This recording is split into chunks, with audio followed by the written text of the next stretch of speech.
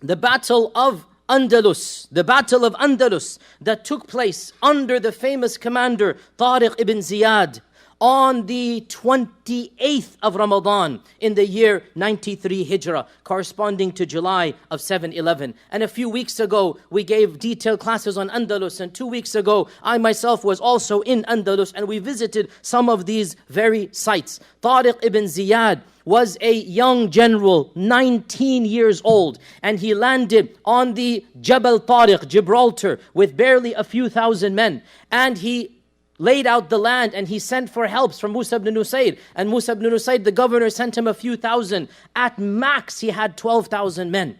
And Tariq ibn Ziyad faced the king of Spain, the king of the Visigoths, by the name of King Roderick of the Visigoths of Spain, a tyrannical ruler who had a massive army. Some Muslim books say up to 100,000, non-Muslim books say 40,000, whatever the case. 12,000 from the Muslims, 40 to 100,000 on the other side. And Tariq ibn Ziyad's forces are landing from the ocean.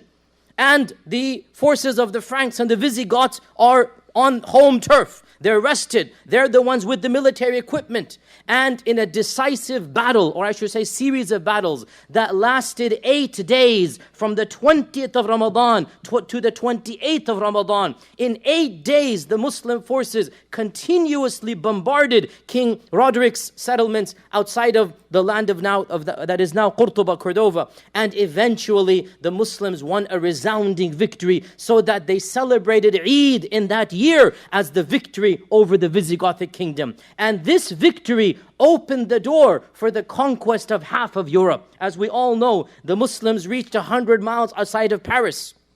Literally, in the year 756, the Muslims conquered all the way up. They conquered all of Spain, other than a small strip in the top. They conquered half of France, and they made their way outside of the gates of Paris. And this is in the year 756. Then they were beaten back, and they had Andalusia, southern Spain, for 750 years until the fall of Granada in 1492. But the decisive battle that opened the way for European Islam, for Islam to flourish in a land of Europeans, where the people were Europeans and the language was Arabic, even though the civilization was European, was the land of Andalus. And its decisive victory took place once again in the final days of the month of Ramadan in the year 93 Hijrah.